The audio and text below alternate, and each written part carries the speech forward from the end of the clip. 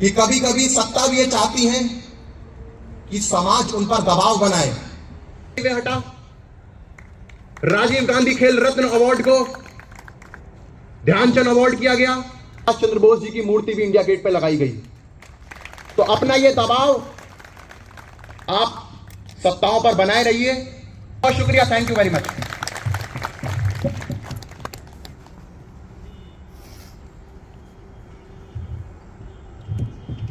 धन्यवाद रूपल जी, बहुत अच्छे विचार रूपल जी ने अपने साथ आपके साथ शेयर किए।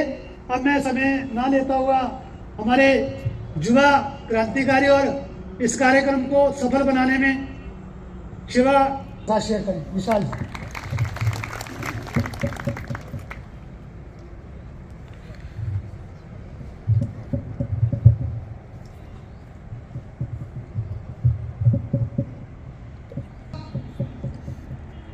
कठुआ के समस्त सनातनी और राष्ट्रवादी लोग आज यहाँ रिवाज पैलेस में एक साथ इकट्ठा हुए। आप सबका बहुत बहुत धन्यवाद। नमस्कार।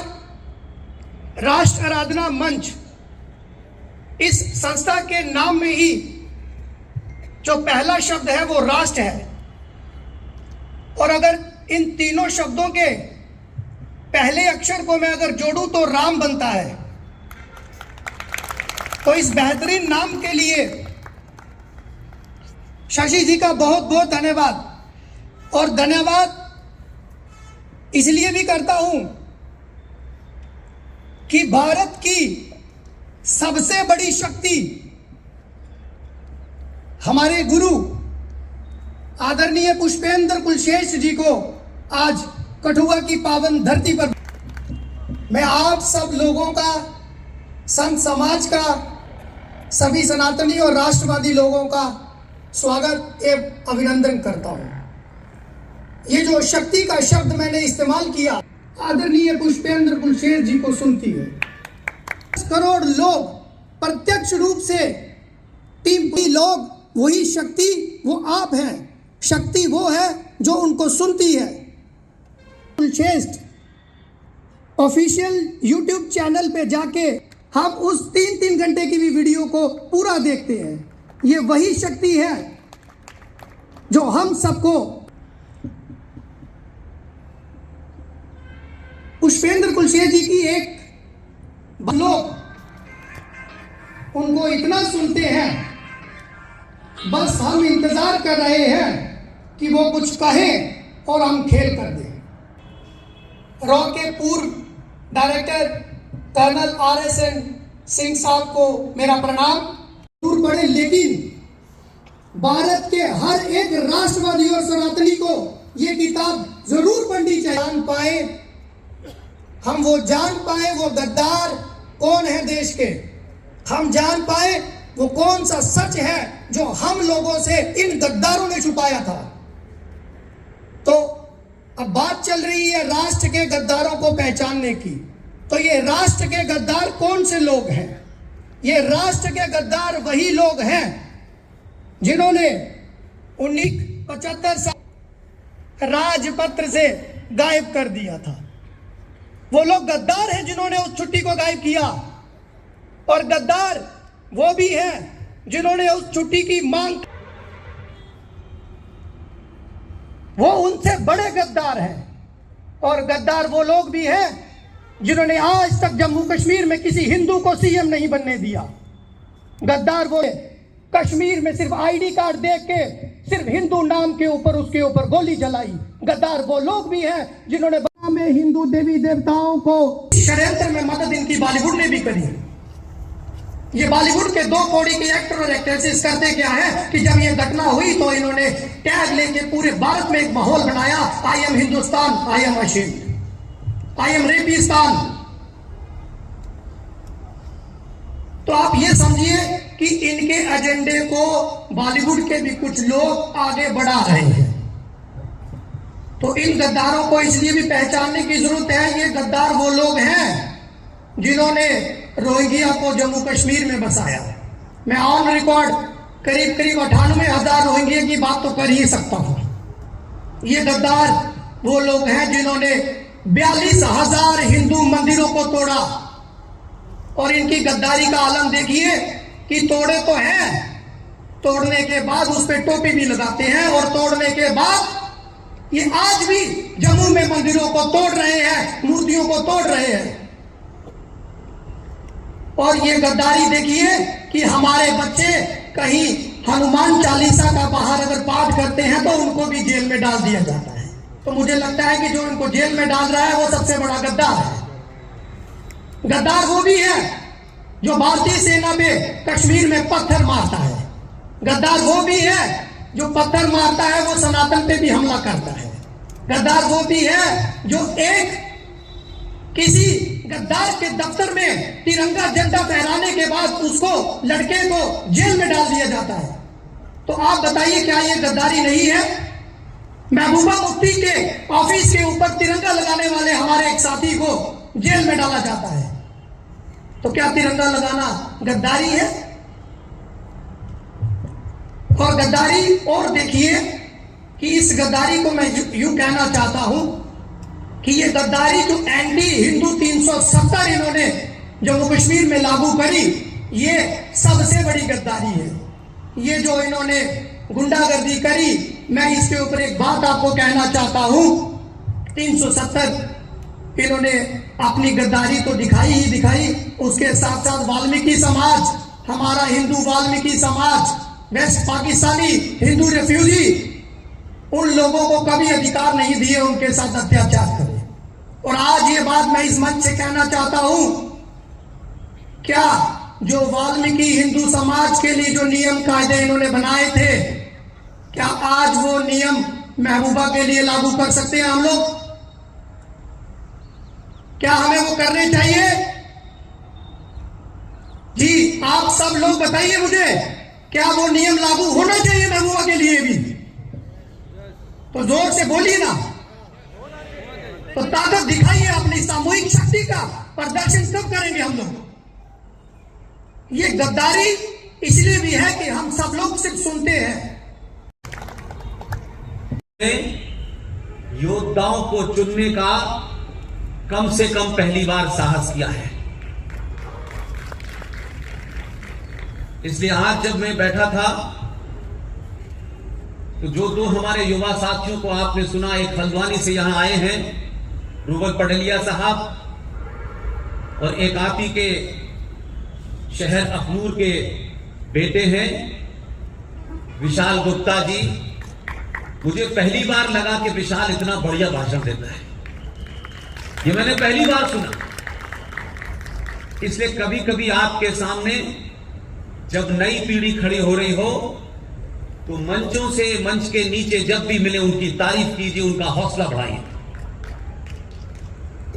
और जम्मू में अगर ये पीढ़ी शुरू हो गई है तो इतने अंकुर और इतने विशाल गुप्ता पैदा कीजिए कि यहां कोई अफजल गुरु न पैदा हो पाए।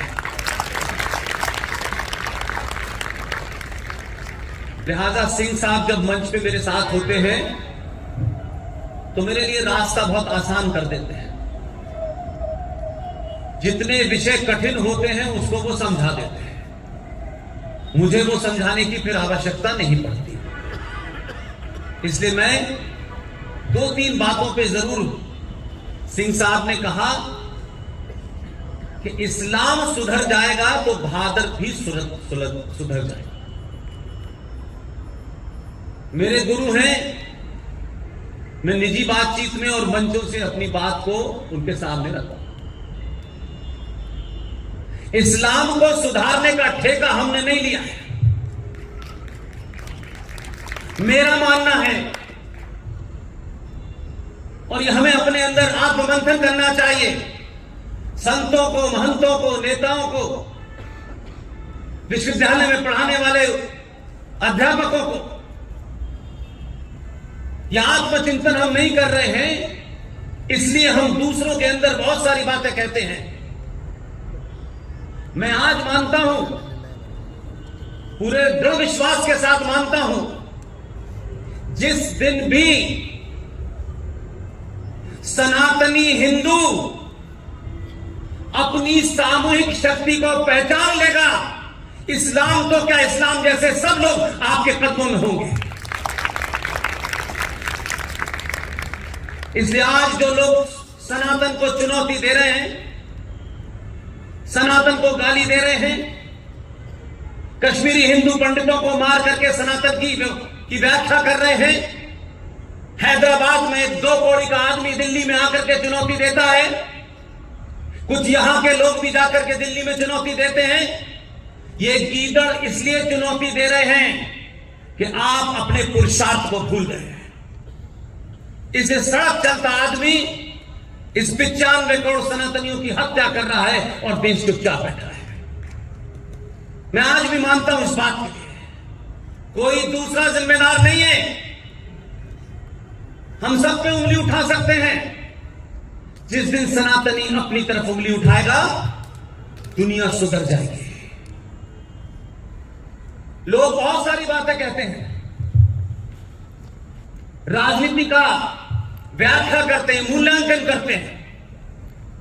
जो समाज अपने अंदर झांकना बंद कर देता है, वो समाज जीवित नहीं रहता।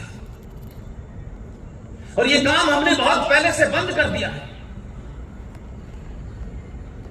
हमने ठेका दे दिया है लोगों को। लो, हमने तुम्हें एमएलए बना दिया, तुमको एमपी बना दिया, हमने तुम्हें ठेका दे दिया है। अब तुम महबूबा की जूतियां उठाओ। लिखती है और नेताओं को पकड़ा देती है, इस पे साइन करो। आपका उप मुख्यमंत्री उस पे साइन कर देता है।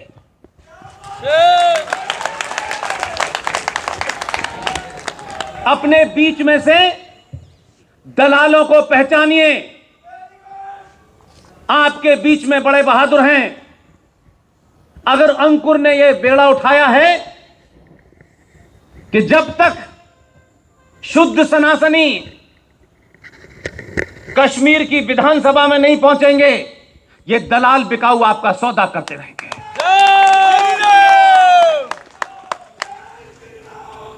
जो जिसका काम है उसको वो काम करने दें। संतों का, महंतों का जो काम था वो काम नहीं कर रहे, वो भी टिकट की लाइन में लगे हुए हैं। जब संसार के सारे लोभ छोड़े थे तो एमएलए बनने का लोभ क्यों प्राप्त हुआ आपको? इसलिए जो जिसका काम है वो अपना काम करे बस। इसलिए सनातनी जिस दिन सच को सच कहेगा, कठुआ में भी कहेगा, श्रीनगर में भी कहेगा, हैदराबाद में भी कहेगा, उस दिन दुनिया की कोई ताकत आपको आंखें नहीं दिखा सकती। इसलिए सनातनियों ने हमारा शत्रु कौन है यह हमको नहीं पता। इसलिए हिंदुओं के ठेकेदारों ने अपने स्वार्थ और संगठन के चलते आपका सौदा कर दिया है। जगह जगह सौदा कर रहे हैं आपका। इसलिए उनकी जबान नहीं खुलती। जब नुपुर शर्मा को उदयपुर से चुनौती मिलती है और भारत की राजधानी में पागल इस्लामिक जिहादियों की भीड़ यह ऐलान करती है कि नुपुर शर्मा तुम कहीं भी हो, तुम्हारा तन सर से जुदा कर देंगे, एक शब्द नहीं निकला आज तक। इसलिए मैं नहीं जानता क्या स्वार्थ है। इस भारत में जितने भी नरसंहार हो रहे हैं, स्वार्थी दलाल संगठनों के कारण हो रहे हैं। क्योंकि आपने ठेका दे रखा है कि कोई आपको बचाएगा। दुनिया में कोई किसी को बचाता नहीं है। यह अपने अंदर की शक्ति पहचानिए और उन योद्धाओं को याद कीजिए कि जो आज की चुनौती है उससे ज्यादा चुनौतियां थी, 100 गुना चुनौतियां थी। तब भी उन्होंने अपने बीच से बहादुरों को चुना। और आप वोट देते वक्त जिसकी तरफ इशारा कर्नल आर.एस. सिंह साहब ने करा, जो हम अंदर जानते हैं, जो हमारे अंदर मूल में है, जो हमारे डीएनए में बस गया है। कभी अंग्रेज आए उन्होंने करा, कभी जिहादी आए उन्होंने करा, कभी पुर्तगालीज आए, उन्होंने करा। हम सबको गाली दे सकते हैं, सबके बारे में बुला कर सकते हैं, लेकिन अपनी अंतरात्मा में झांकना नहीं चाहते। सबसे ज्यादा सनातन का नुकसान इस तथाकथित हिंदू संगठन और अलग अलग वस्त्रों में भेड़िए घूम रहे हैं, हिंदू बने उन्होंने करा है। बार बार कुछ शब्दों का प्रयोग हमारे यहां किया जाता है, हम जाने अनजाने में नहीं करते, हम बहुत मक्कार और स्वार्थी हैं इसलिए करते हैं। क्योंकि जब हम सच बोलेंगे तो हमको अपनी भूमिका तय करनी पड़ेगी। इसलिए झूठ बोलो, झूठ का प्रचार करो, और अगर कोई सच बोल भी रहा है तो उसे सारी शक्ति लगा करके झूठा साबित करो। ये हमने झूठ बोला, हमारे उन विद्वानों ने झूठ बोला। सारे धर्म बराबर हैं, रोज बोलते हैं। पॉलिटिकल लोग लोकतंत्र में खास तौर से सबसे बड़े झूठे होते हैं, क्योंकि लोकतंत्र और डेमोक्रेसी की मजबूरी होती है कि उसे वोट पंचर वाले का भी चाहिए और एपीजे अब्दुल कलाम का भी चाहिए। इसलिए वो कुछ बातें कह के एपीजे अब्दुल कलाम को खुश कर सकता है और कुछ बातें उन्हें पंचर वाले के लिए भी करनी है। लोकतंत्र में नेताओं को झूठ बोलने का अधिकार है, लेकिन नेताओं से मेरी कोई शिकायत नहीं है, क्योंकि वो उनकी मजबूरी है। मेरा गुस्सा, मेरी नाराजगी उनसे है, न किसी सत्ता से बंधे हैं, न किसी पार्टी से बंधे हैं। दिन रात हिंदुत्व का ठेका लेके घूम रहे हैं, वो हिंदुओं से क्यों झूठ बोल रहे हैं? सवाल उनके सामने है। आज 2022 के भारत में जब दुनिया सेकंडों में, यहां से लेके अमेरिका, अमेरिका से लेके दुनिया के किसी भी कोने में सेकंडों में आपकी बात जा सकती है, तब भी कुछ मूर्ख इस बात से चिंतित हैं कि ये पुष्पेन, आरएस सिंह, जीडी बख्शी, सुशील पंडित, ललित अंबरदार, अंकुर शर्मा, प्रोफेसर कपिल कुमार, प्रोफेसर पवन सिन्हा, ये देश भर में सच बोल रहे हैं। उस सच से उन पाखंडियों के ऊपर से नकाब हट रहा है। इसलिए आज क्या कहते हैं, अगर भजन कीर्तन करने से, मंत्र पढ़ने से पाकिस्तान ऑक्युपाइड कश्मीर आपको मिल जाता तो 70 साल किसका इंतजार कर रहे थे? कौन है ये महामूर्ख जो आज के सनातनी हिंदू को मिसगाइड करना चाहते हैं? फिर तो सेना को हटा देना चाहिए, दुआएं कीजिए, पूजा कीजिए, प्रार्थना कीजिए, उससे सब कुछ ठीक हो जाएगा। आज ऐसे मूर्खों को उनका बहिष्कार कीजिए, वो कोई भी हो, अपना भी हो, तब भी हमारी टीम का कोई सदस्य ऐसी बेवकूफी की बात करे, आप बहिष्कार कर सकते हैं। यही सोच के कोई संगठन नहीं बनाया हमने, यही सोच के तय किया कि दुनिया की किसी पार्टी के ऑफिस में हम में से कोई नजर नहीं आएगा। हम किसी सीट के लिए, किसी टिकट के लिए नहीं लड़ रहे हैं। अगर लड़ रहे होते तो कठुआ में इतनी बुलंद आवाज में नहीं बोल पाते। हमसे जिसको नाराज होना है वो कल होता हो, अभी हो जाए। हमारी बात शुद्ध साइंस पे है, तथ्यों पे है, तर्कों पे है, लॉजिक के साथ है, फैक्ट के साथ है। उसमें हमारे भी अगर सामने आएंगे तो उनको भी नहीं बख्शा जाएगा। ये सारे धर्म बराबर हैं, इससे बड़ा दुनिया का झूठ कोई नहीं हो सकता। वो तो कंप्यूटर बाबा बन के टिकट की लाइन में खड़े हैं, कोई गोल्डन बाबा बन के खड़ा है नहीं, जो कहते हैं कि हमने संसार के सारे सुखों को छोड़ दिया है, हम सिर्फ समाज के लिए काम करेंगे, वो भी आपको नहीं बता रहे, क्योंकि कन्विक्शन नहीं है। अगर कन्विक्शन है, एक साधारण से परिवार में पैदा होने वाले हम तमाम सारे लोग, न हम करोड़पति हैं, न सत्ता का कोई हमारा आगा पीछा है, न किसी संगठन से हम बंधे हुए हैं। सच बोलिए तो कठुआ में इतने लोग सुनने आएंगे नहीं। इसलिए सारे धर्म बराबर हैं, ये दुनिया का सबसे बड़ा झूठ इसलिए है कि हमारे साहित्य के संस्कारों में धर्म का मतलब मंत्रों का उच्चारण नहीं होता, पूजा पाठ नहीं होता। हमारे साहित्य में धर्म का मतलब होता है आपका दायित्व, आपकी ड्यूटी।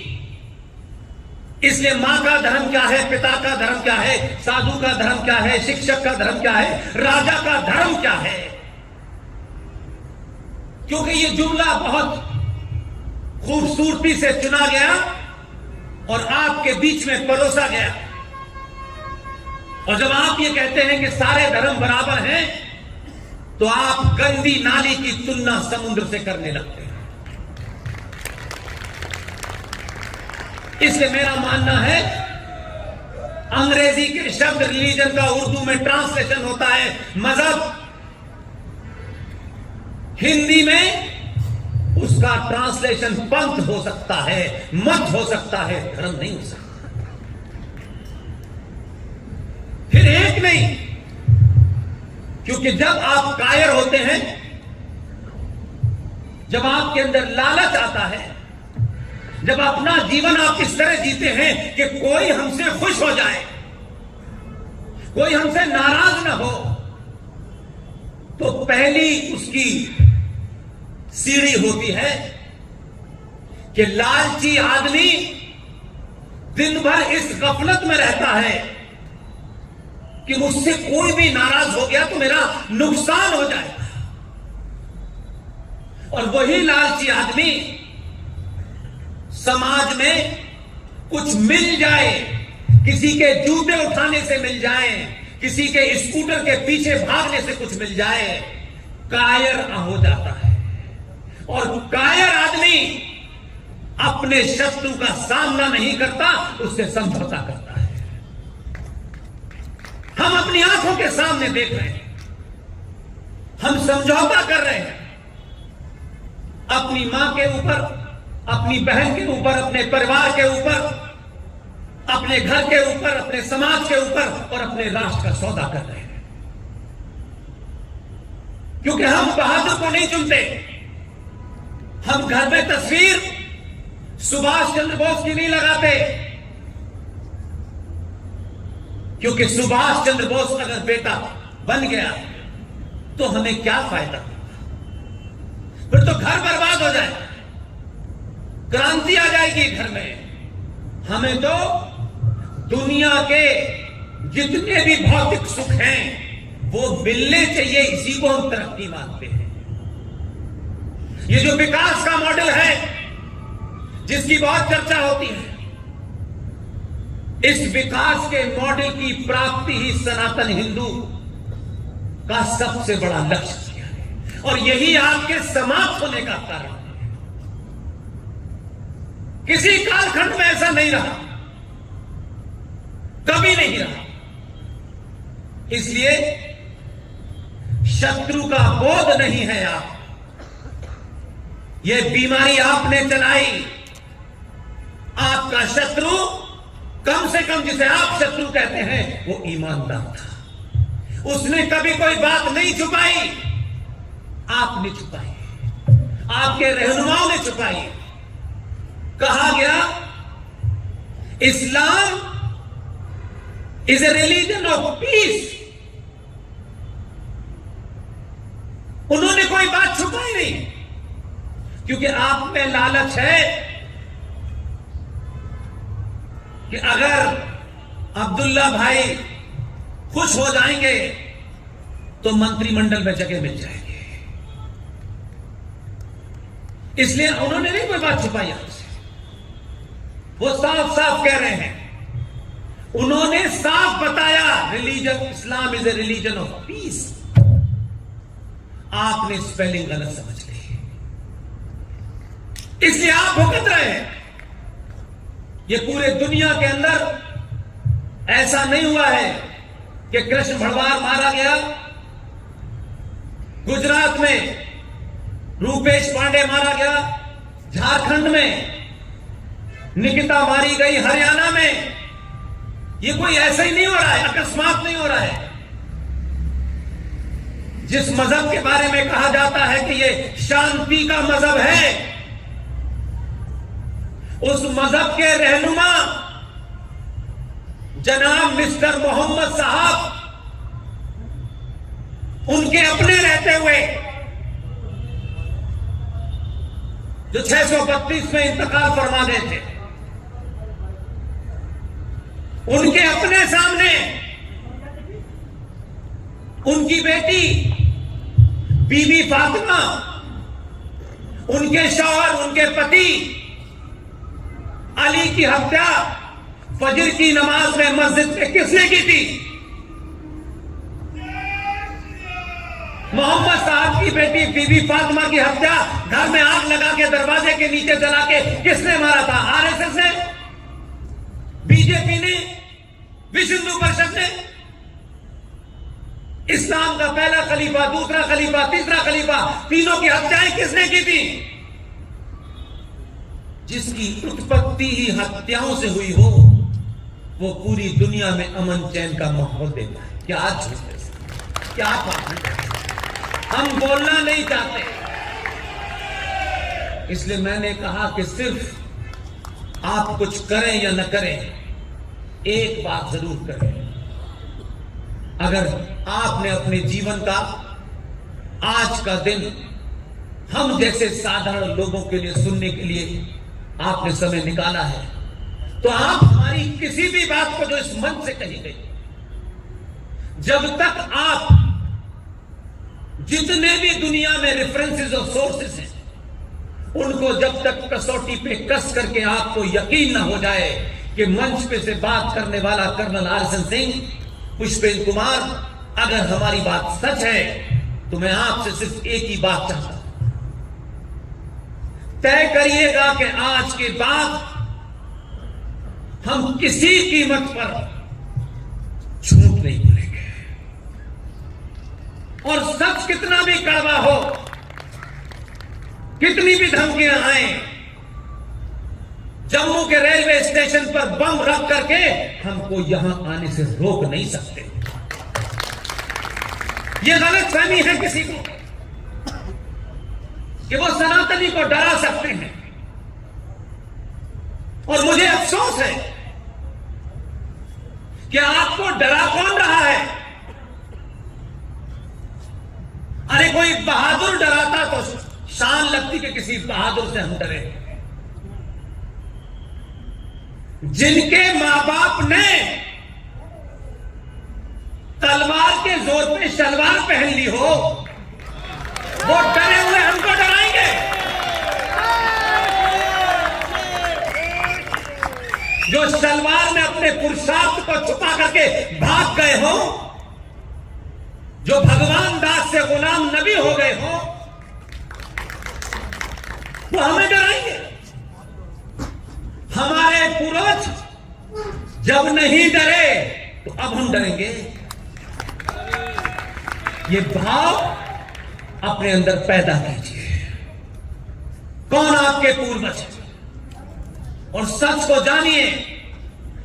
ये ऐसा नहीं है कि जिस सच को छुपाया गया इस देश में, वो सच को बाहर निकलने में समय लगा,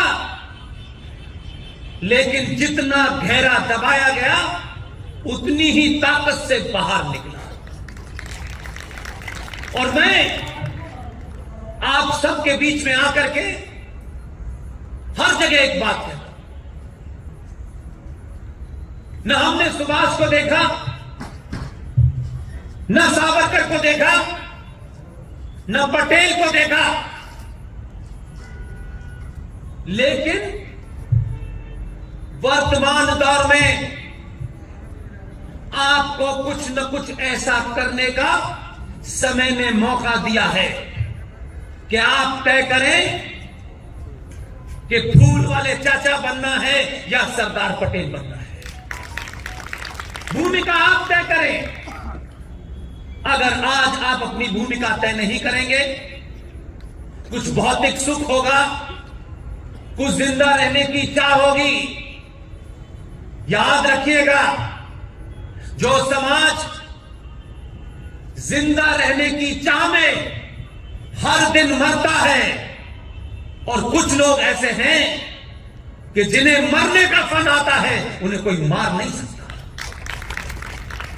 मरना सबको है, एक न एक दिन सबको मरना है, और जब मौत निश्चित है तो महबूबा और अब्दुल्ला से डर किस बात का है? अगर झुकना है, पैर ही पकड़ने हैं। अगर यही तय कर लिया है आपने, और आपकी 70 साल में कमर झुक गई है, किसी के भी पैर पकड़ लेते हैं। जिस दिन सनातनी हिंदू अपनी मां के पैर छू लेगा, दुनिया में किसी के पैर छूने की जरूरत नहीं। और ये साइंटिफिक बात है, कोई भावनात्मक बात नहीं कह रहा हूं। जो मां आपको जन्म देती है, आपके शरीर में उसका खून और उसी का अंश होता है। मैं अपने निजी अनुभव से कह रहा हूं, मां के पैर छूने से, जिसे आज आप एक शब्द के नाम से जानते हैं, साइंटिफिक टेम्परामेंट होना चाहिए। हमें साइंस की बात करनी चाहिए, हमें ये अंधभक्ति की बात नहीं करनी चाहिए। ये हमारे बड़ों की गलती है कि उन्होंने आपको सच नहीं बताया। इस कारण शायद उन्हें लगता था ये महत्वपूर्ण नहीं है। शायद घर में कार, बड़ा मकान, बड़ी नौकरी, यही जीवन का ध्येय है।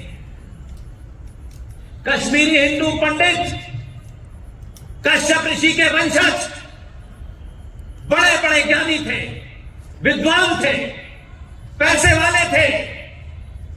ना उनकी शिक्षा ने उन्हें बचाया, ना उनके ज्ञान ने उन्हें बचाया, ना उनके पैसे ने उन्हें बचाया। ये तमाम तंत्र जीवन के माध्यम हो सकते हैं, ये लक्ष्य नहीं है। इसलिए मां के पैर जो छूता है, उसके पैर छूने से जैसे प्लग लगाने से बिजली जल जाती है, वैसे ही आपके शरीर में उसकी शक्ति का प्रभाव होता है। और तब आप उस मां को, जिसको आप भारत माता कहते हैं, उस शक्ति के संचार से मैं आपके सामने, कोई कहता है कि दिल्ली में भाषण दे दिया,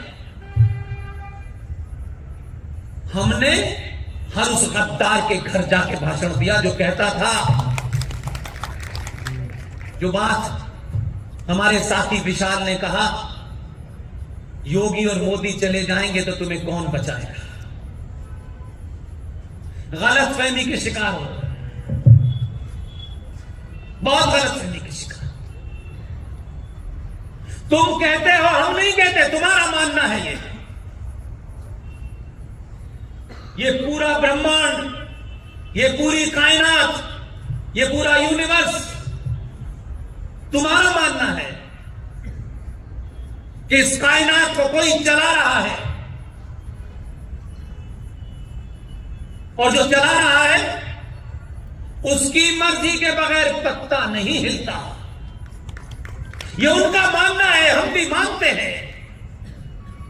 हम इसलिए आज भी आश्वस्त हैं कि अगर कुछ जिहादी कश्मीर में से 5 लाख कश्मीरी हिंदू पंडितों का सामूहिक बलात्कार और नरसंहार करके उनको उस धरती से बेदखल कर सकते हो, मस्जिदों से जिसे बताते हो कि वो अल्लाह का घर है, हमने तो कश्मीर में देखा कि वो तो हथियारों का घर निकला। वहीं से आप अजान और नमाज पढ़ते वक्त चिल्ला चिल्ला करके यही अपील करते थे कि कश्मीरी हिंदू पंडित या तो मिल जाओ, कन्वर्ट हो जाओ, या फिर मरने के लिए तैयार हो जाओ। तुम कुछ लोगों को मार सकते हो, क्यों ये मारने की परंपरा तुम्हारी बड़ी पुरानी है। लेकिन बताओ, इस 1400 साल के सफर में तुमने इस मानव सभ्यता को एक सुई बना करके दी क्या? मैं तो सवाल जरा ज्यादा ब्लंट पूछ लेता हूं, इसलिए कि आपको शायद समझ में आ जाए। 1400 साल में जो अपने साइज का पजामा नहीं बना पाए, वो कहते हैं ताजमहल बनाया है। उनका कॉन्फिडेंस तो देखिए, क्या कॉन्फिडेंस है सर। धड़ल्ले से बता रहे हैं हमने ये बनाया है, वो बनाया है। हमसे पूछो कि हमने कैंची न बनाई होती तो ये न करते। हमने बनाई थी कपड़ा काटने के लिए, तुमने अपने जिस्म के साथ छेड़छाड़ कर ली।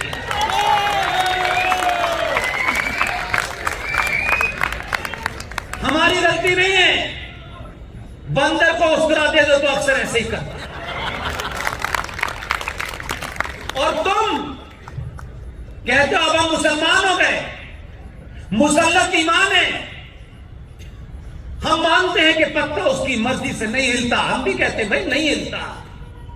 तुम्हारा ये यकीन है कि तो हम इसके अलावा किसी पर यकीन नहीं करते, हम भी कहते हैं यकीन करो, पूरा करो। अगर उसकी मर्जी से पत्ता नहीं हिलता तो फिर उसकी मर्जी से ही तो मोदी आया है। कुरान मजीद में एक जगह फरमाया गया है, साफ साफ फरमाया गया है, ऐ मेरे मानने वालों, ये सरमन है कि तमाम जो मेरे ऊपर यकीन लाए हैं, जो मुझे मानते हैं, जो अल्लाह ने तुम्हें मैसेज दिया है, अगर तुम्हारा यकीन उस पे है तो इस दुनिया में जमीन पर मैं तुम्हें भेज रहा हूं। लेकिन जमीन पर जाने के बाद तुम्हें 1 2 3 4 5 6 7 8 9 10 ऐसे करके बहुत सारे डायरेक्शन दिए। अगर तुमने जमीन पे, धरती पे जाकर के मेरे बताए हुए रास्ते से तुम हटे, ये उनके हिस्सा है। जो लोग ठेका लेके घूम रहे, हमने पूरा पढ़ा है। ये लाइन भी पड़ोसी में लिखी है, क्योंकि मुझे कठुआ अलीगढ़ मुस्लिम विश्वविद्यालय में शिक्षा देकर के अल्लाह मियां ने आज भेजा है। उसी में लिखा है कि मेरे बताए रास्ते से अगर तुम हट गए, तुम्हें इसी जमीन पर ऐसे लोग भेजूंगा जो तुम्हें रास्ते पे ले आएंगे। अब अल्लाह मियां ने जब यह फरमाया था, तब नहीं बताया था कि 2014 में आएगा, नहीं बताया। लेकिन उन्होंने ट्रायल बेस पे भेजा था 14 में। बार बार याद कराया कि कुरान मजीद की वो लाइन पढ़ो जहां मैंने ये लिखा है। वो जो जोकर है, ऊंचा पजामा लंबी शेरवानी पहन के घूमता है, उसको भी मैंने कई बार कहते हुए सुना कि ये फरमाया तो गया है, लेकिन जब नहीं माने, 14 वाले के पीछे पड़ गए, इसे हटाएंगे। कोई सुपारी यहां दे रहा है, कोई पाकिस्तान में दे रहा है, कुछ पागल वहां आईएसआई से बात कर रहे हैं, मोदी हटाने में हमारी मदद करो। लेकिन जब आप नहीं मानते हैं, उन्हीं मुसलमान से कह रहा हूं, आप नहीं माने 14 वाले की बात, तो उन्होंने उससे ज्यादा 2017 में उत्तर प्रदेश में भेजा।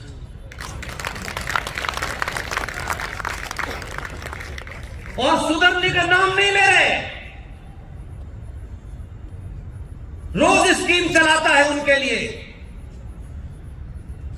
इन भिखारियों को सच्चर कमीशन के माध्यम से 5,500 करोड़ का बजट की इमदाद बांटी जा रही है। जाहिलों को MBBS की डिग्री करा रहा है, उसका भी खर्चा हमारे GST से जाता है। लेकिन पागलपन का भूत सवार है मुंबई में और बंगलौर में। MBBS डॉक्टर बनने के बाद भी जिसे कहा गया कि तू IT का चेयरमैन बन सकता है, वो IS में भर्ती होने जाता है। तो जब यहां गड़बड़ हो तो दुनिया की कोई किताब ठीक नहीं कर सकती, कोई डॉक्टर भी नहीं कर सकता। इसलिए मैं मानता हूं कि हम इस्लाम को न सुधारें, न सुधार सकते हैं आप, और न सुधारने में अपना जीवन बर्बाद कीजिए। मैं खुश हूं इस बात के लिए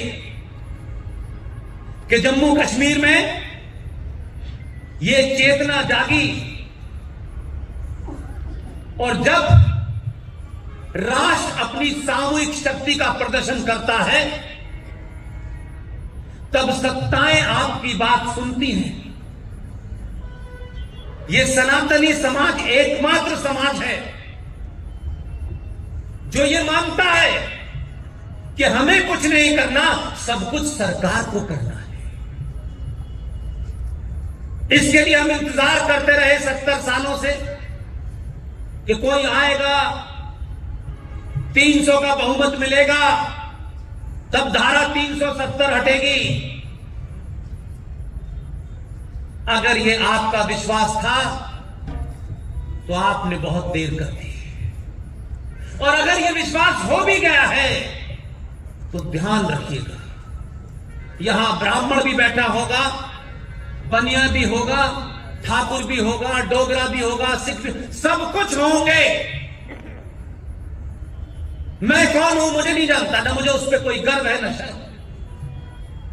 मैं सिर्फ सनातनी हिंदू। इसलिए मैं आपसे एक दरखास्त करता हूं जो सब जगह करें, न पूरे 22 साल के कैरियर में और न 10 साल के इस सफर में किसी पार्टी के दफ्तर में नहीं था। इस 600 स्पीचेस में कभी भी एक लाइन ऐसी नहीं बोली कि कोई ये मतलब निकाल ले कि किसी को खुश करने के लिए बोली है, कभी नहीं बोली। इसलिए मैं मानता हूं कि आप, क्या आपकी जाति है, ये शुद्ध रूप से आपका निजी मामला है। आपको बिना होने पे घमंड है, रखिए, इस घमंड को बना के रखिए, लेकिन इस घमंड से अपने सनातनी हिंदू का सत्यानाश मत करिए। आपको ठेकेदारों ने कभी इस बात की तरफ इशारा करके नहीं बताया, क्योंकि वो मूर्ख समझते हैं कि भारत 1947 में पैदा हुआ है।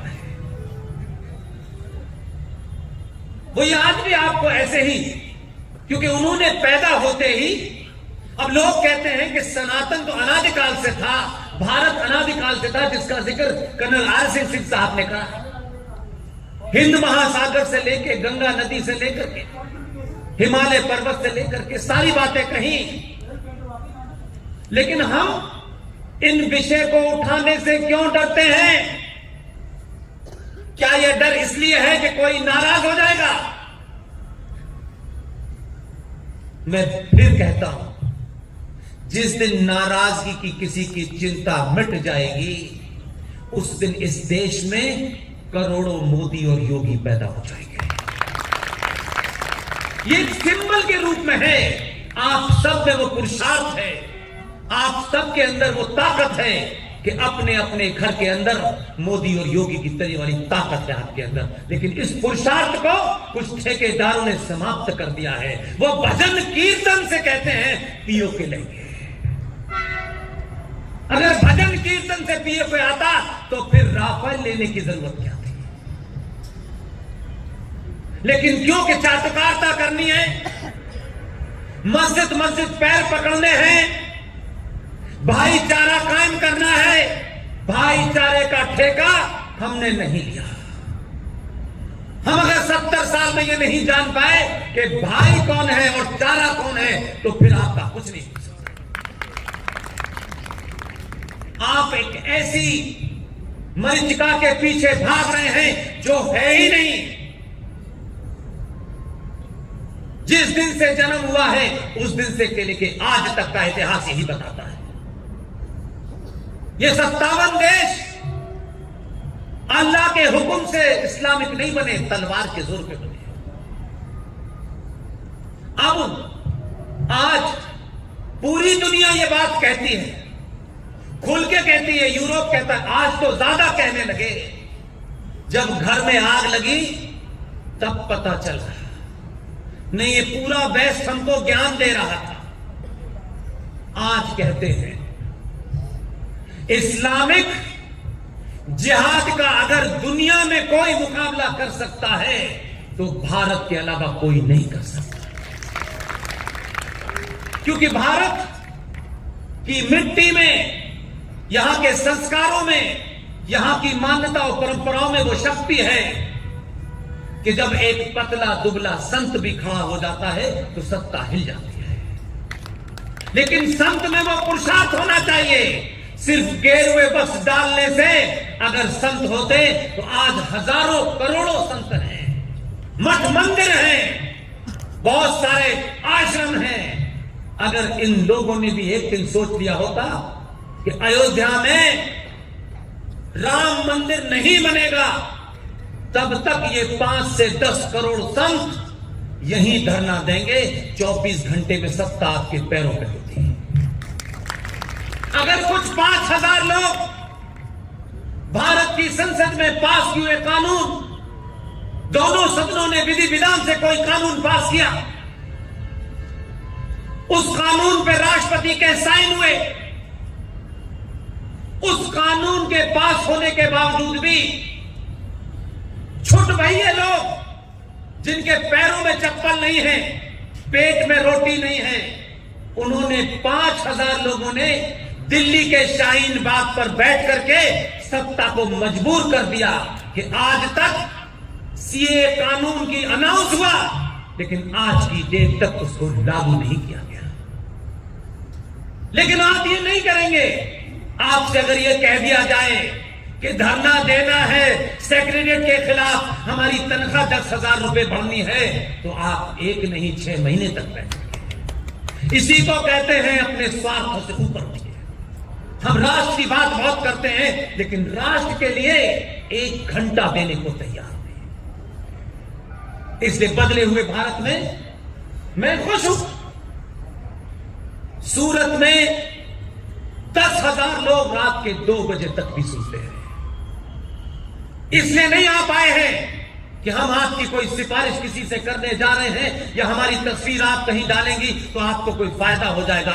हम कभी कभी ये भी मानते हैं कि हमारी तस्वीर देख करके लोग आपसे भी दूरी बना लेंगे, और जिसको दूरी बनानी हो आप याद रखिएगा, वो दूरी आपके लिए फायदेमंद है।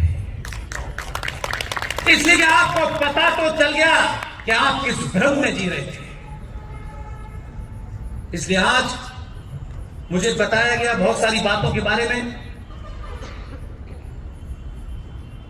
जो कांड यहां हुआ, जहां हम रास्ते में आ रहे थे, मैं उस परिवार के लोगों से मिला। मुझे सच में बहुत पीड़ा उस वक्त भी थी और आज भी है,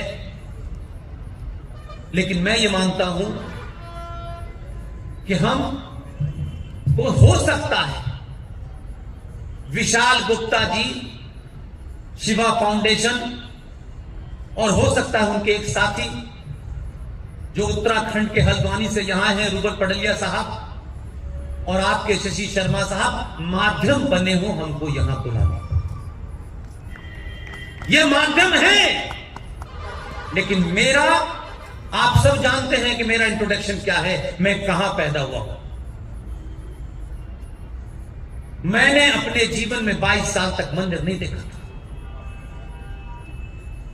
इसलिए मैं आज ये मानता हूं और आपको भरोसा दिलाना चाहता हूं, ये मेरा पक्का यकीन है। मैं जब चला था तो कठुआ चला था, वहां एक सभा को संबोधित करना, इतने ही तक। मुझे विशाल गुप्ता ने कल कहा कि आपको रास्ते में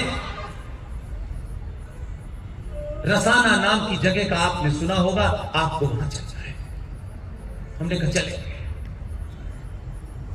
हम अपनी मर्जी से यहां नहीं खड़े हैं, हम अपनी मर्जी से रसाना नहीं गए।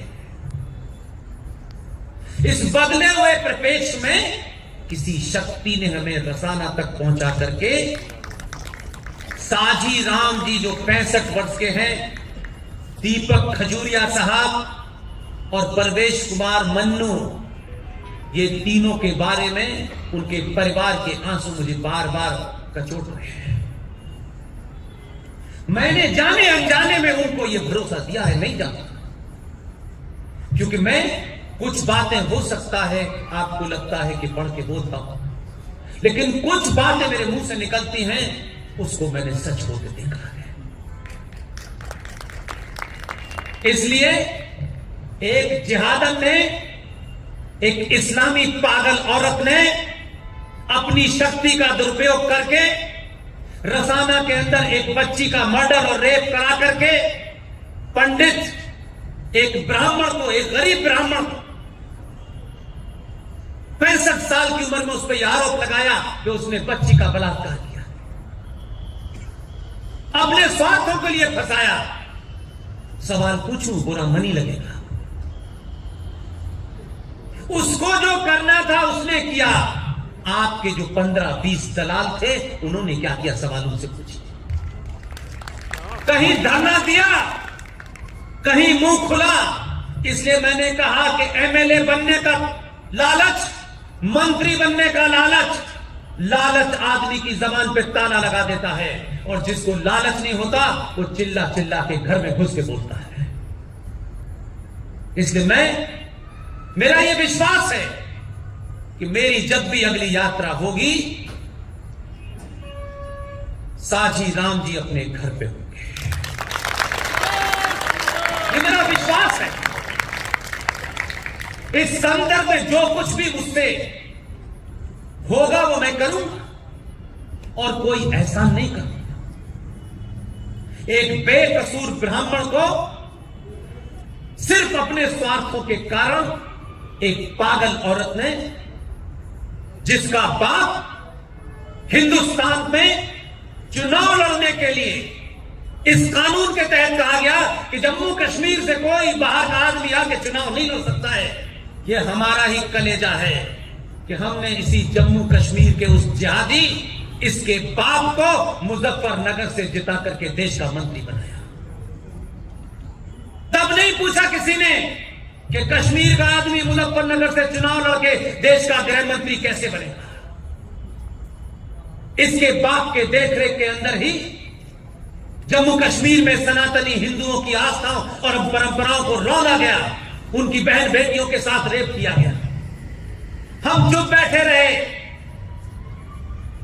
फैक्ट पे जाइए, भावनात्मक बातों में मत जाइए। मैंने अपने कहा कि इस राष्ट्र के बीच में अगर अपने भी आ रहे हैं उनको भी रौंदना पड़ेगा।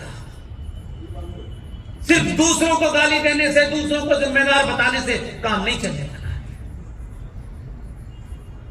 बताया नहीं किसी ने कौन था होम मिनिस्टर, किसकी सरकार थी और किसके समर्थन से चल रही थी।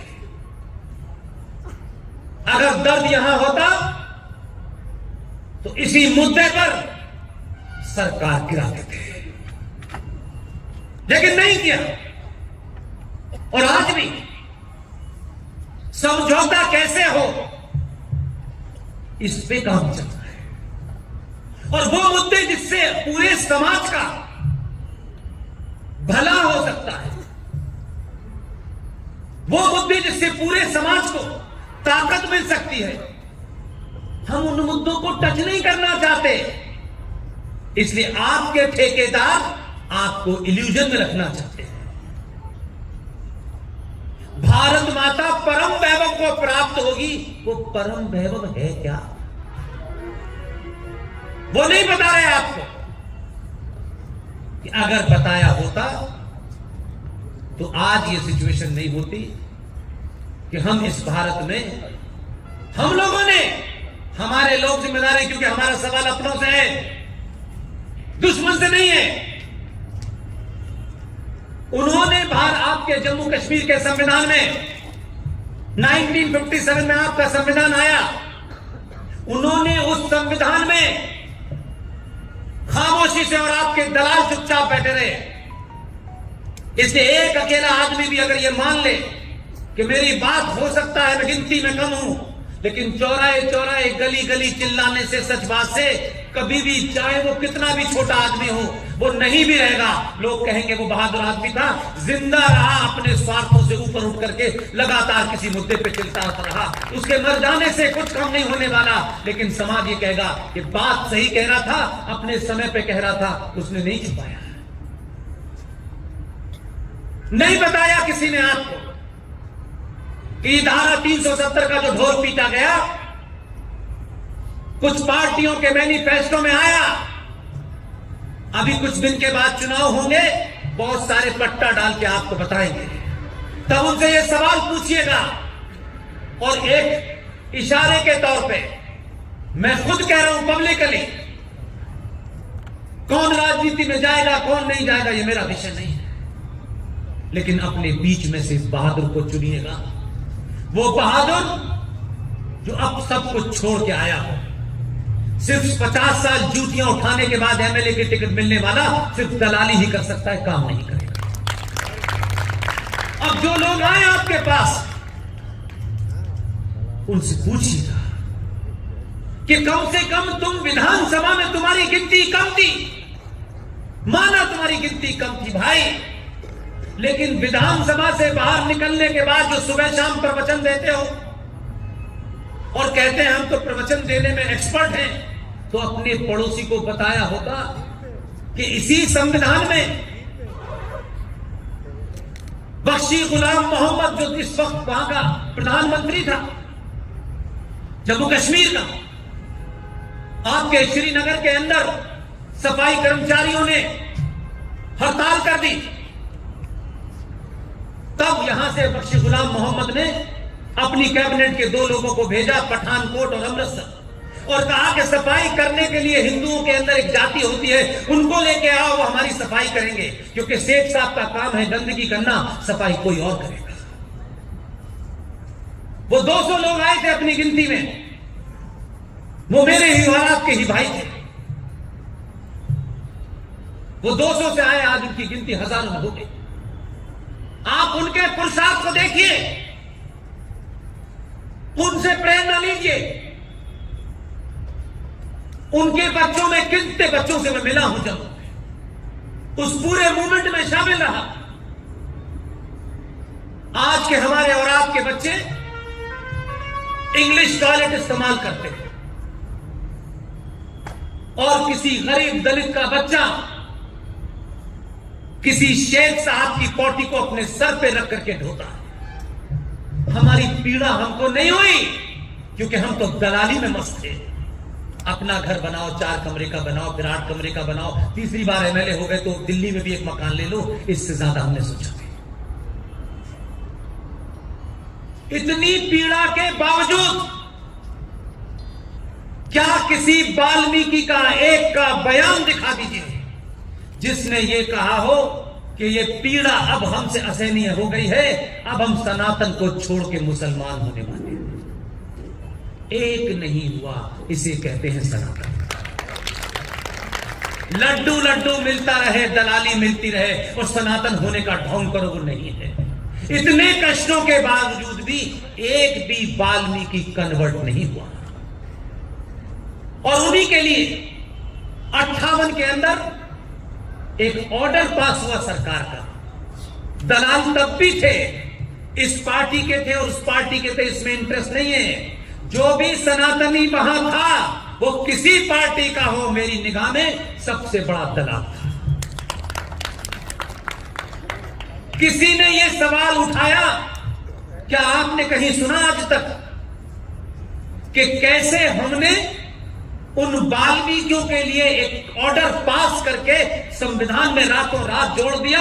या तो हम इतने बिके हुए थे, या हम खरीद लिए गए थे कि हमने कहा वो बिक जाए कोई फर्क नहीं पड़ता, और उस ऑर्डर के तहत ये पास किया गया कि ये जो 200 वाल्मीकि आए हैं, जिनकी गिनती आज कई हजार है, ये यहां रह सकते हैं।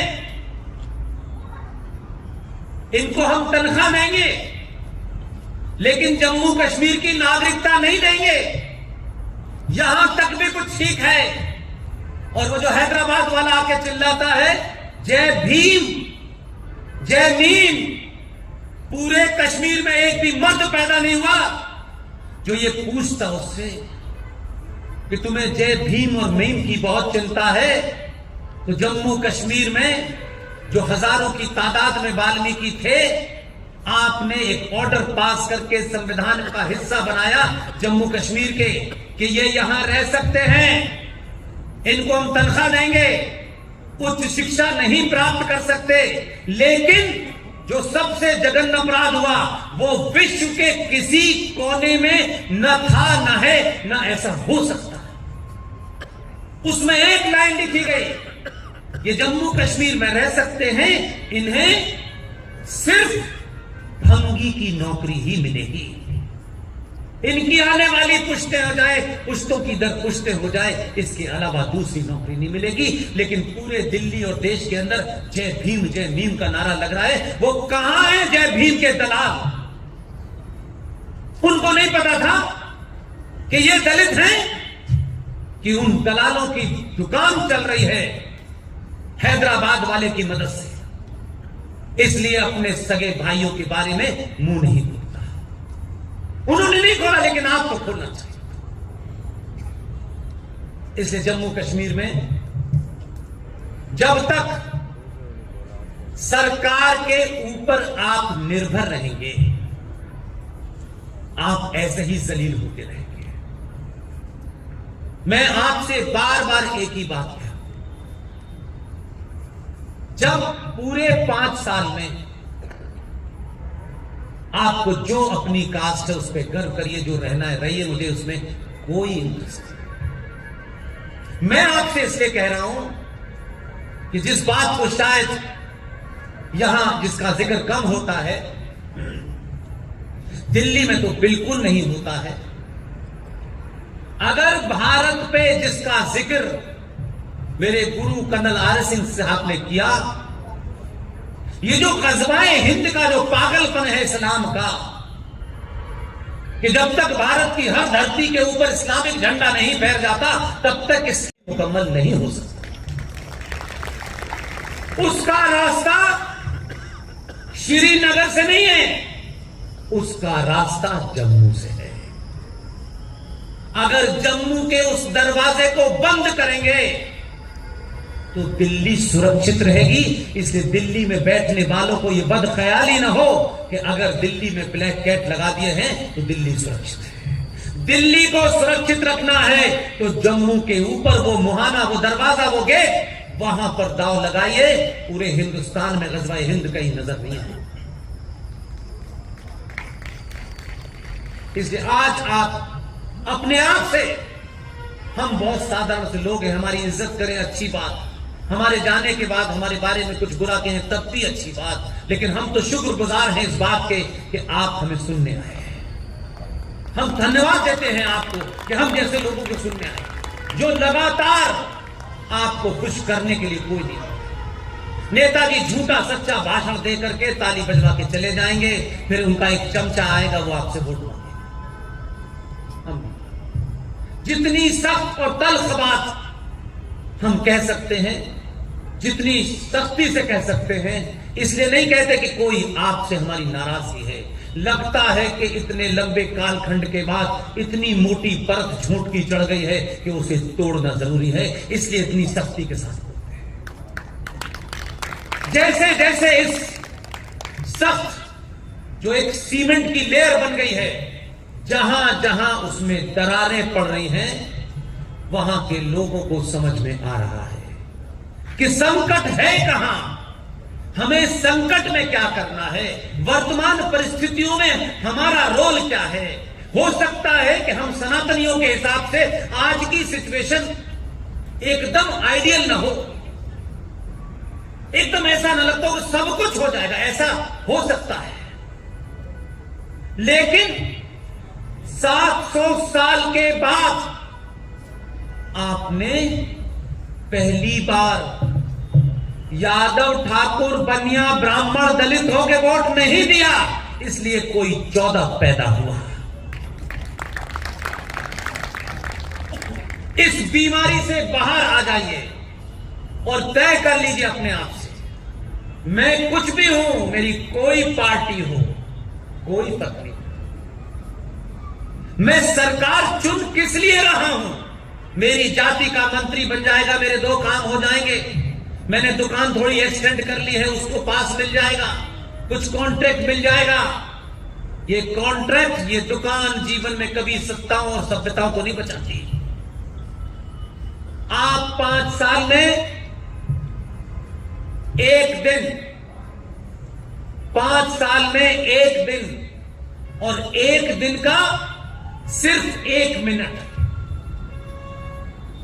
5 साल में एक दिन और उस दिन का 1 मिनट आपसे सिर्फ एक ही बात के लिए कहा, चुनाव हो, वोट डालने जाएं, 5 साल में एक दिन मौका मिलेगा।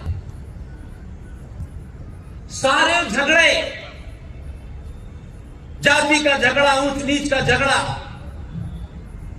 5 साल में एक दिन और 1 साल में 1 मिनट के लिए जब ठप्पा लगाएं किसी पार्टी को, दे मुझे उसमें कोई इंटरेस्ट नहीं है, ठप्पा लगाने से पहले उस 1 मिनट के लिए वोट दीजिए कि मैं सनातनी होकर वोट दे रहा हूं। इस वर्तमान परिस्थिति में हमारे पास बहुत सारे लोग नहीं हैं, जो भी है अभी उसी से काम चलाता है, और हजारों लोग पैदा हो जाएंगे। और आप जब बदलते हैं, जब आपकी सोच बदलती है, तो उसका जिंदा मिसाल आपको देता हूं। इसलिए शायद आप अपनी उस शक्ति को नहीं पहचान पाए। उत्तर प्रदेश में चुनाव हुआ 2017 में, और उस चुनाव में जितने भी एमएलए जीत के आए, कोई 303 आए। ये भारत के सनातनियों की सामूहिक शक्ति के कारण ये दबाव बना। सत्ता पे बैठने वालों को पहली बार एहसास हुआ कि राष्ट्र चाहता क्या है। इसलिए 14 के बदलाव को कोई राजनीतिक बदलाव मत समझ बैठिएगा।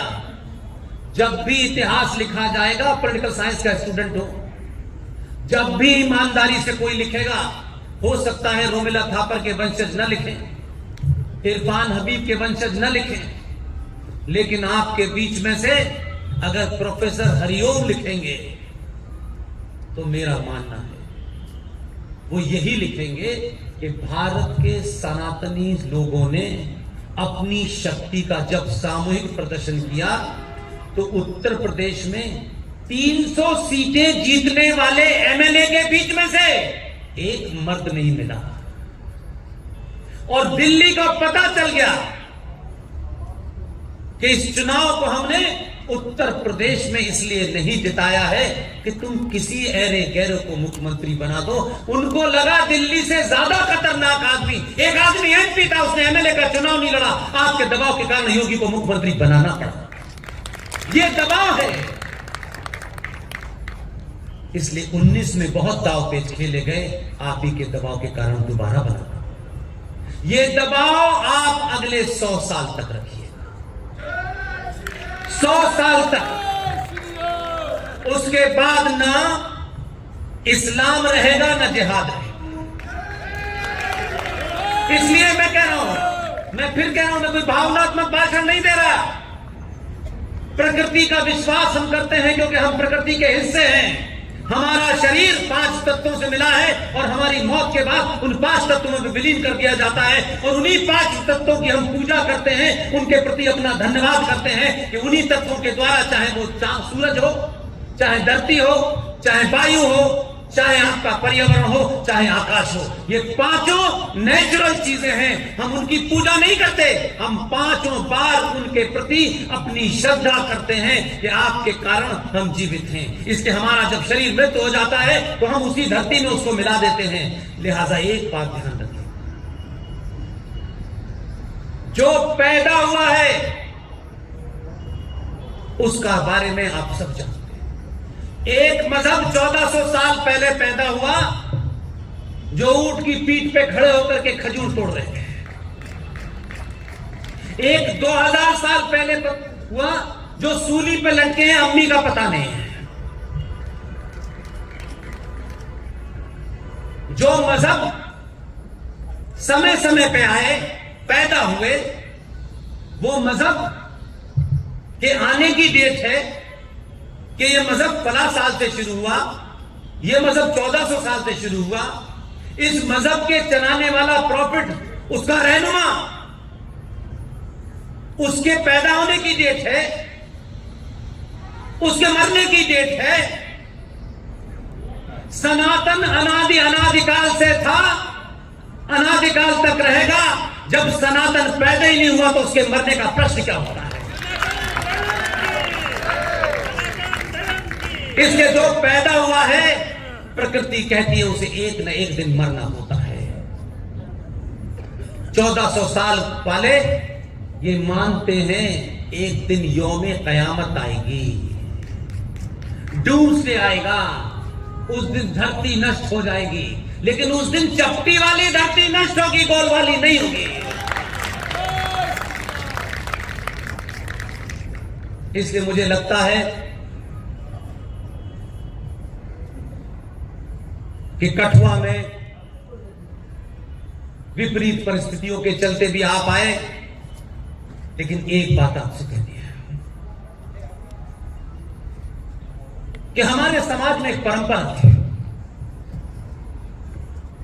बरसों चली वो परंपरा, दादी नानी से सुन लीजिएगा। वो परंपरा आज भी होनी चाहिए। अगर गांव में कोई लड़का लड़की, कोई बड़ा बुजुर्ग, कोई भी आदमी, उसकी जाति क्या है ये महत्व नहीं होता था। अगर उस समय की मान्यताओं परंपराओं को निषेध करके कोई गलत काम करता था और गांव के लोगों को, उनको लगता था कि ये काम गलत किया है, तो पहले उसका क्या होता था? पहले उसका हुक्का पानी बंद कर देते थे, और जब वो दोबारा वही गलती रिपीट करता था तो उसका सामूहिक बहिष्कार करते थे।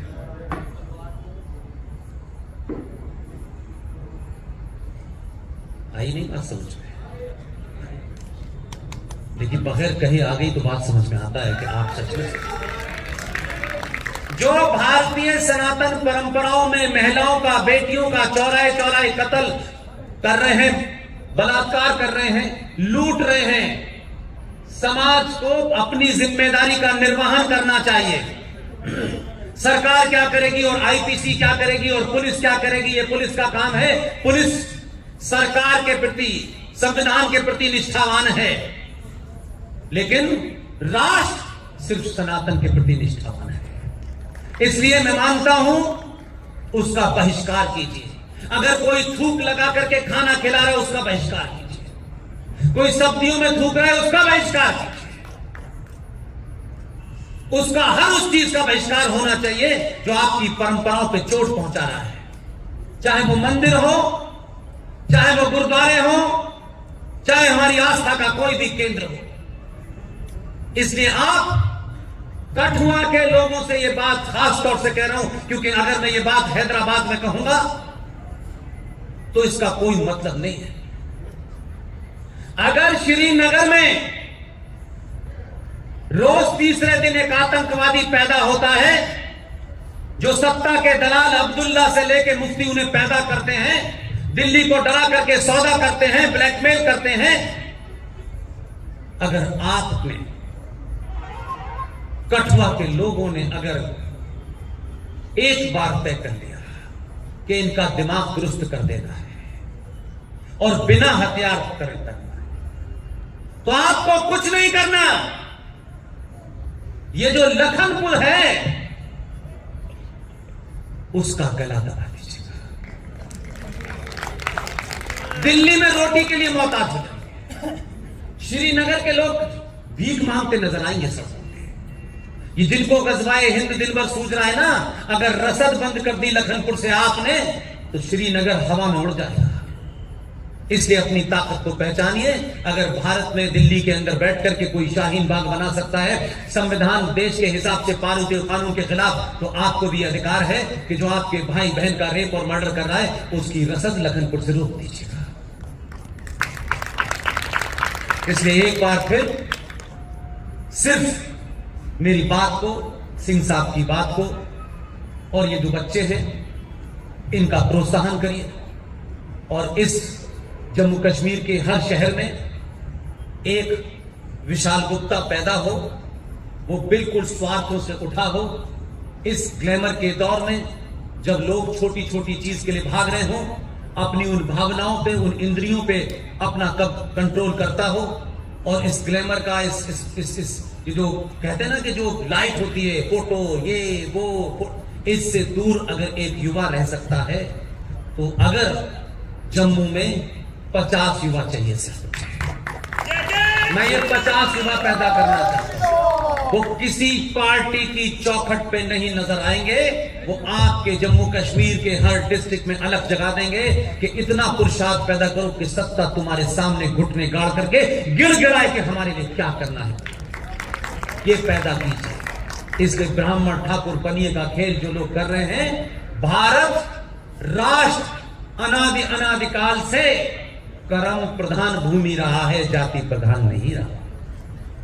इसलिए बहुत सारे लोगों को ये मिसाल इसलिए देता हूं कि लोगों में ये जो प्रवचन देने वाले आते हैं ये नहीं बताते, ये बड़े मक्कार हैं, और ये प्रवचन देने के साथ साथ ये कुछ कथाकार भी इस देश में हैं जो कथा राम की शुरू करते हैं और खत्म अली अली पे करते हैं। भगवान राम को अली के समकक्ष खड़े करने वाला सबसे बड़ा गद्दार है। बहुत से हैं आप लोग अपने चंदे से ऐसे दलालों को 4-4 करोड़ रुपया देते हैं, और फिर उनका बयान आता है कि मैं मुसलमान भाइयों के लिए स्कूल बनाऊंगा, चंदा हिंदुओं से लूंगा। पागल समझ रखा है क्या? सोचा आपने कभी? आप मंदिरों पे जाते हैं, अपनी भावनाओं से दान देते हैं, क्या किसी पार्टी के सामने ये मैनिफेस्टो रखा आपने?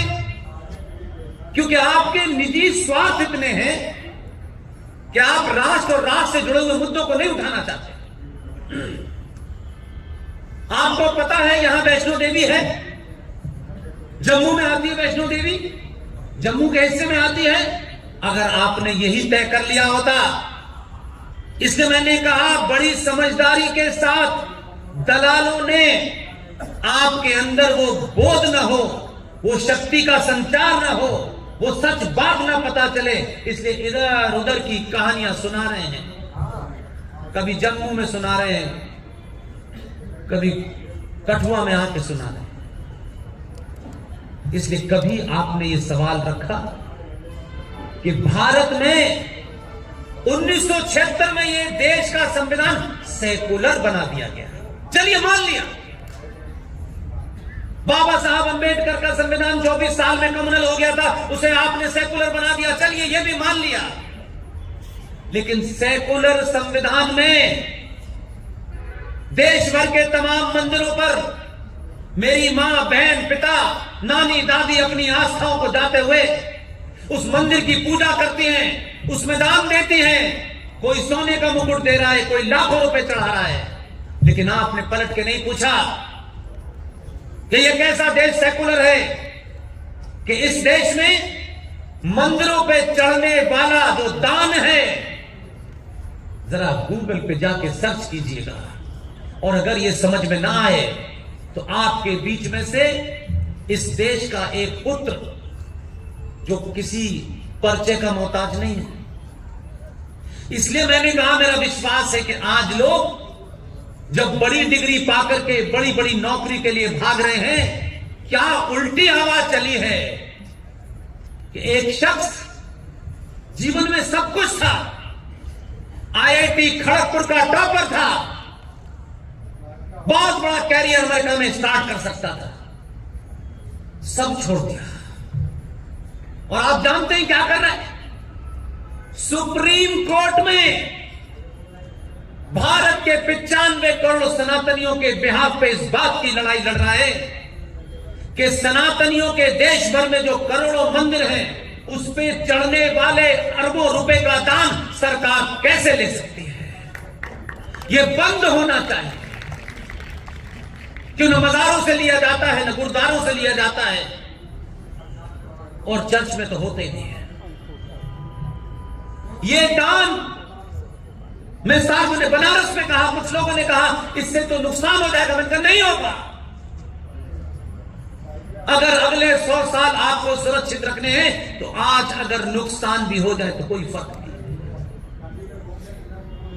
मैं सार्वजनिक मंचों से अपील करता हूं, ये जो वैष्णो देवी है, आपको इसका इल्म नहीं होगा, सालाना 520 करोड़ रुपया सरकार लेके जाती है यहां से।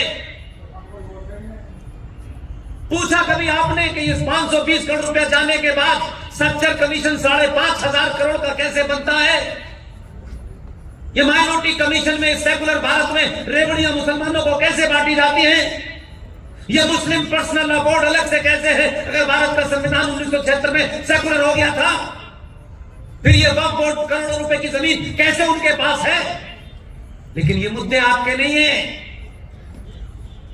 रोशनी एक्ट पे नहीं बोले, आपके दलाल शामिल हैं। इसलिए अंकुर शर्मा ने जब ये लड़ाई लड़ी यहां के हाई कोर्ट में, वो जीता, लेकिन दलाल कोर्ट में गए, रिव्यू पिटीशन लगाए। कौन है चोर? तय करिए आप अपने बीच में से।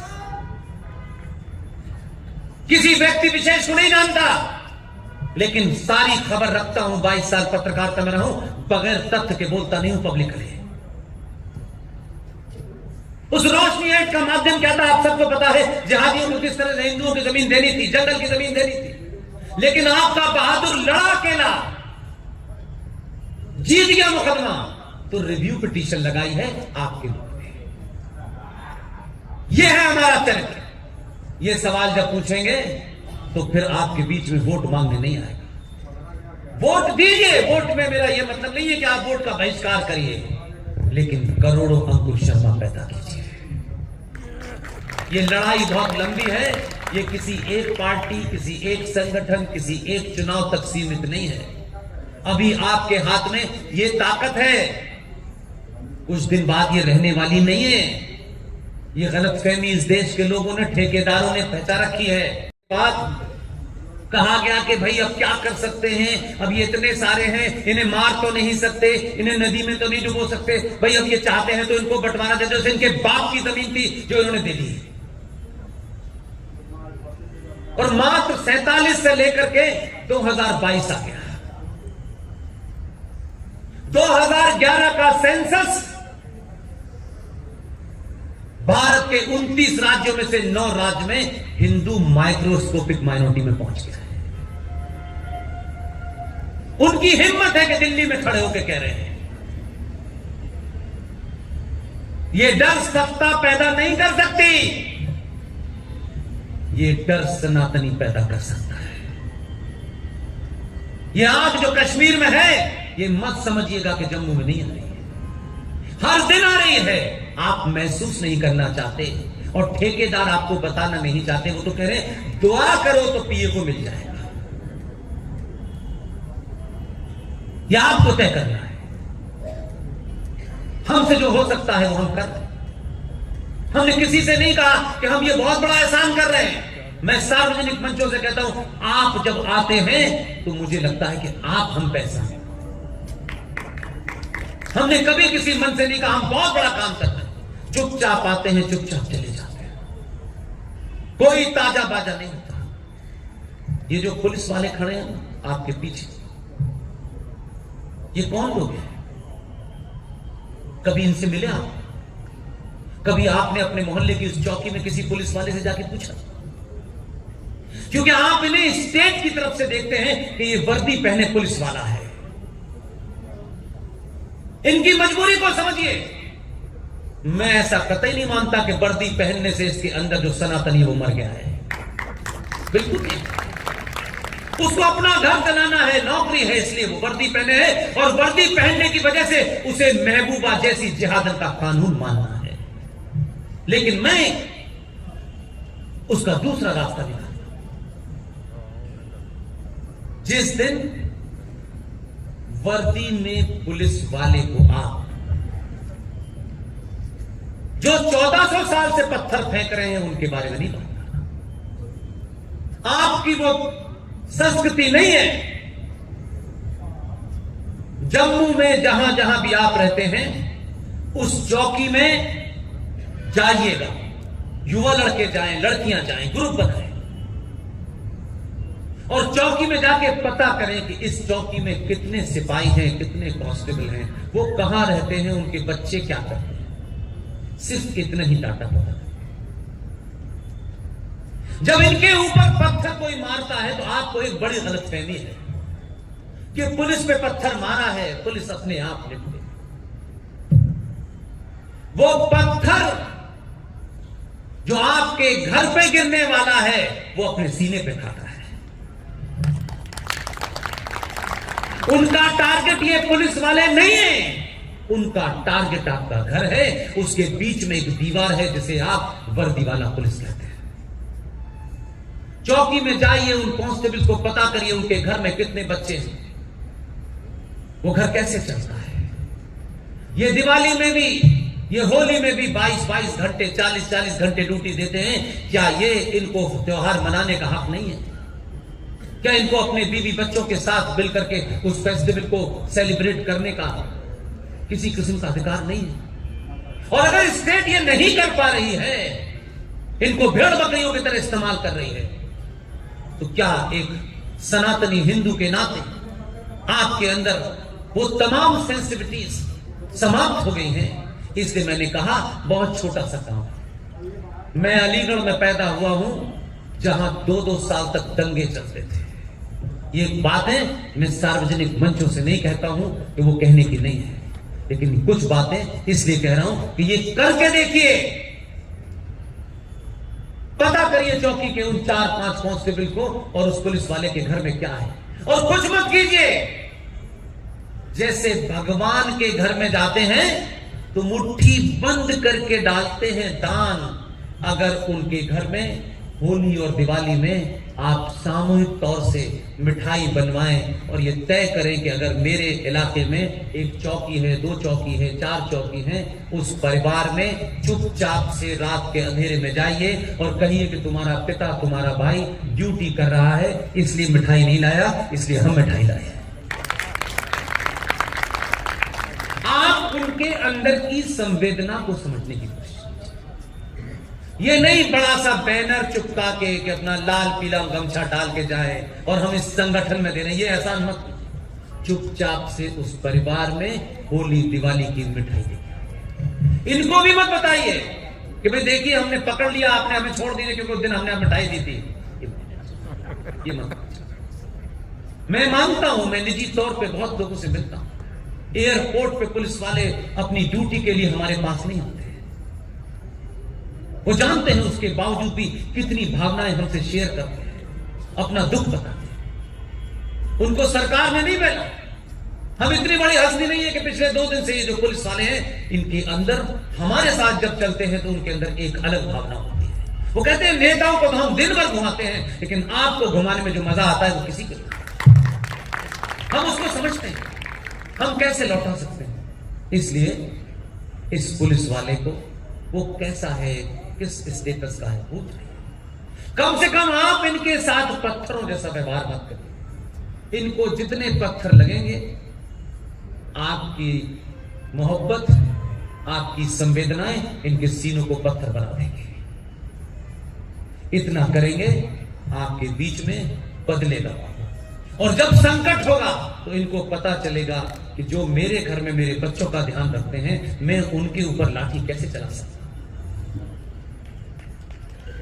इसको कहते हैं सनातन समाज। आपने हमें इस ठंड में सुना और जम्मू कश्मीर में इतनी भी तादाद में आ जाए तो दिल्ली के 100 करोड़ के बराबर होते हैं।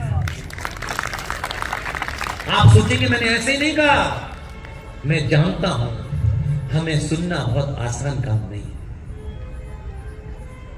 बहुत आसान काम नहीं, हमें सुनने वालों को भी बड़ी तकलीफ दी जाती है।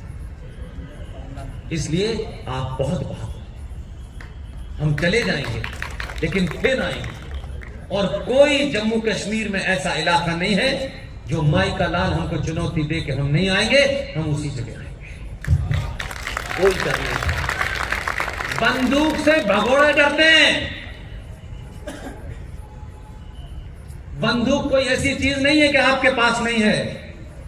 स्वामी विवेकानंद के पास बंदूक नहीं थी, सुभाष चंद्र बोस के पास बंदूक नहीं थी, हमारे पास बंदूक नहीं थी। जो किससे गिनाए आपको विशाल ने। इसलिए हम दो चीजों पे महत्व अभी दे रहे हैं कि हम आगे आने वाली नस्लों को कैसे पता चले। हम वर्तमान पीढ़ी से कुछ नहीं कह रहे, हमारा अगला कारण है, अगला एजेंडा है कि जो आने वाली पीढ़ी है उसको पता चले कि हमारे सामने जो बुजुर्ग थे उन्होंने क्या किया। हम जानते हैं कि उस मेहनत का फल है कि इंडिया गेट के ऊपर 28 फीट की ग्रेनाइट की सुभाष चंद्र बोस की मूर्ति लगी है। जब आप दिल्ली जाएंगे अपने बच्चे को पूछेंगे तो बच्चा पूछेगा ये कौन आदमी है, तब आप इतिहास बताएंगे, और जब आप इतिहास बताएंगे तो पता चलेगा कि फूल वाले चाचा तो कहीं है ही नहीं। इसलिए काम वो करके जाइए। नई पार्लियामेंट बनके तैयार हो गई है, अगला सेशन उसके अंदर होने वाला है। मुझे पूरी उम्मीद है कि जिस दिन उसका उद्घाटन होगा कई लोग छत से कूद के मर जाएंगे। इसलिए उसका रोल उसे करने दीजिए।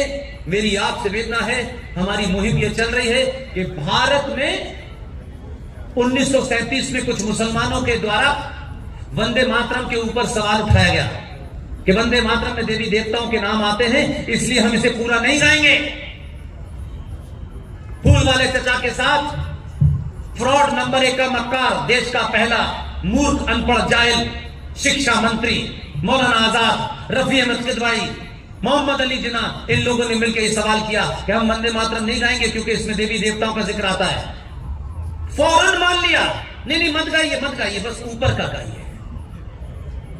सवाल मेरा ये नहीं है, मेरा सवाल आप सबसे है, ये बात आपको क्यों नहीं पता थी? और पता थी तो क्या इसको बताना आपका फर्ज नहीं था? अपने बच्चों को बताना फर्ज नहीं था?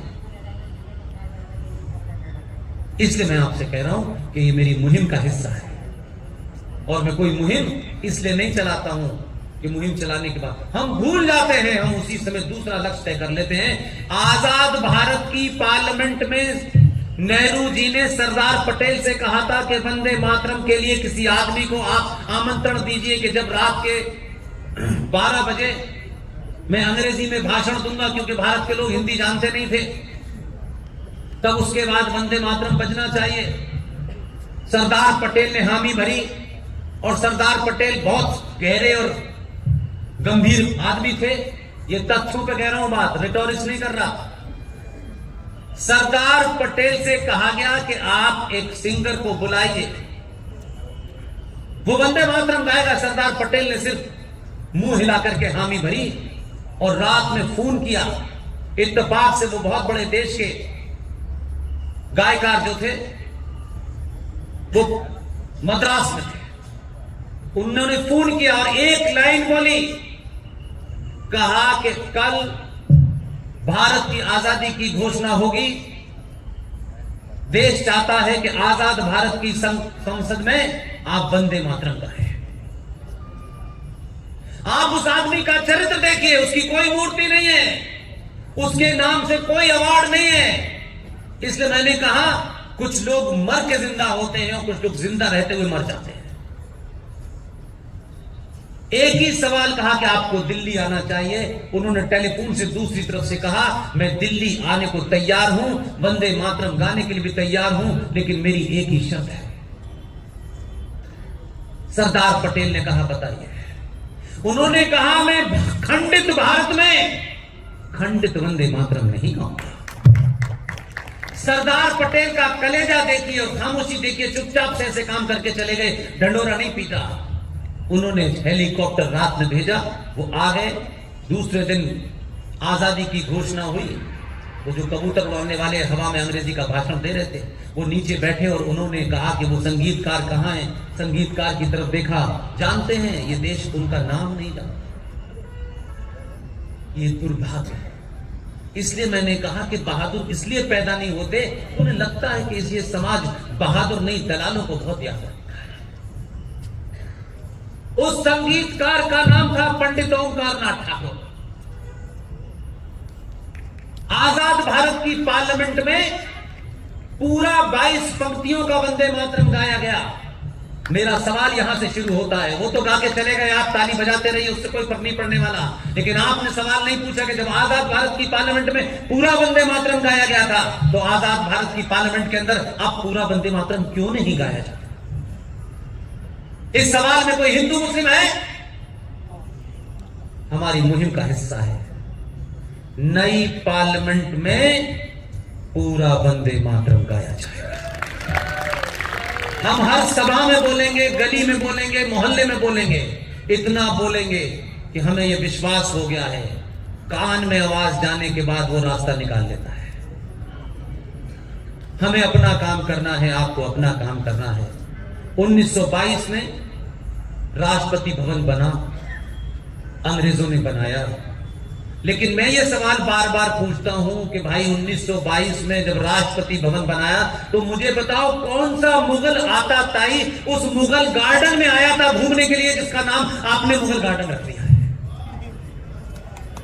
इसलिए मैंने सार्वजनिक उसी दिन कर दी जिस दिन मूर्ति लग रही थी। कुछ टेलीविजन वाले आए, बोले आपका लक्ष्य क्या है? मैंने कहा मेरा एक ही लक्ष्य है, सुभाष चंद्र बोस जहां लगे हैं वो रास्ता राष्ट्रपति भवन तक जाता है। मेरा सिर्फ इतना ही कहना है, अगर ये रास्ता सुभाष चंद्र बोस से लेके राष्ट्रपति भवन तक जुड़ गया है, तो राष्ट्रपति भवन के अंदर फिर मुगल गार्डन क्यों है? इसका नाम बदल के स्वामी विवेकानंद गार्डन होना चाहिए। ये मुहिम का हिस्सा है। हम देर हो जाए लेकिन करा के मानेंगे। आप सब लोगों ने हमें इतने धैर्य से सुना, इतनी शांति के साथ सुना, हम जैसे साधारण लोगों को इतना मौका दिया। आपने अपने बीच में विशाल गुप्ता को यह कार्यक्रम आयोजन करने का मौका दिया। इस हॉल के, इस रिजॉर्ट के मालिक ने मदद की, आप तमाम सब लोगों ने मदद की और आपने हमको पूरे ध्यान से सुना। मैं नहीं जानता कि आपकी मेरे बारे में क्या राय है, इसलिए बहुत सारे ऐसे चीजें हैं जो मैं सार्वजनिक मन से नहीं कहता, लेकिन इसलिए कहना पड़ता है कि मेरे पास कोई रास्ता नहीं है। बहुत सारे लोगों ने झूठे झूठे हमारे नाम से YouTube चैनल चला रखे हैं। मेरे फेसबुक 50 अकाउंट, छोटी छोटी बच्चियों का नाम लिख करके उनके बारे में गलत तरीके का प्रचार मेरे नाम से करते हैं। मुझे अफसोस होता है, और ये सनातनी करते हैं।